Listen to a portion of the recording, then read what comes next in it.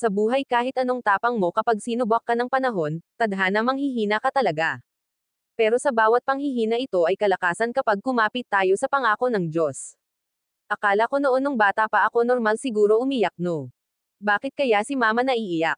Bakit kaya umiiyak ang tao? Tuldok. Sa bawat problema at pagsubok sa buhay talagang kapag pamilya na pinag-uusapan manghihina ka talaga.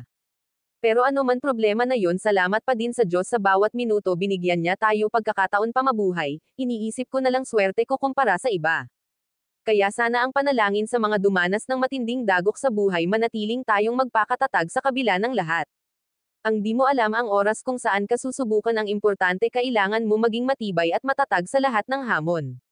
Manalangin, magpasalamat sa kabila ng lahat ng dinanas, iba-iba man tayo ng naranasan pero sa mata ng Diyos mahal niya ang bawat isa, hindi ibibigay sa atin ng Diyos pag di natin kaya.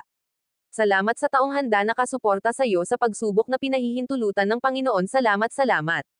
Salamat sa inyong suporta. God bless sa lahat. Ito yun guys, yung talagang nagpe-pray ako. Morning, sabi ko, Lord bless my family, protect them.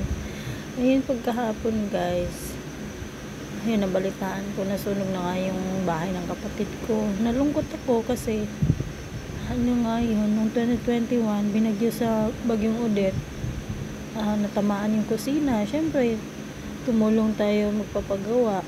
Inutang pa yung pera para, inutang pa yung pera para mapaayos ang kusina ng kapatid ko.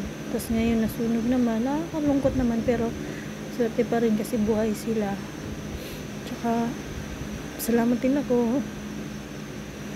Hindi nadamay din yung isa kong kapatid. Na talagang, ang tunay na protection talaga ay nanggagaling sa Panginoon. Ano man yung ingat, pwede na mawala lahat sa atin kasi temporary lang tayo dito sa mundo guys. Yan nga yung talagang sa bawat minuto, oras na dumaan sa buhay natin, nagpasalamat tayo sa Lord na, Lord, ito buhay pa kami, ito Lord, nakakain pa kami, ito Lord, salamat sa blessings mo, salamat sa forgiveness mo, salamat sa strength, despite sa lahat, hindi mo kami iniwanan, na marami man pagsubok, hindi mo ngayon alam na mas masaya ka ngayon, mamaya malungkot, iiyak.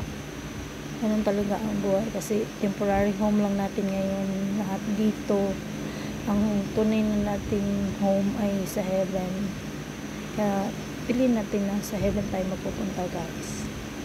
Yun lamang po, salamat sa inyong support at God bless everyone. Salamat din sa mga taong tumulong sa kapatid ko, may nagbigay ata ng damit. Ayan. Thank you so much guys.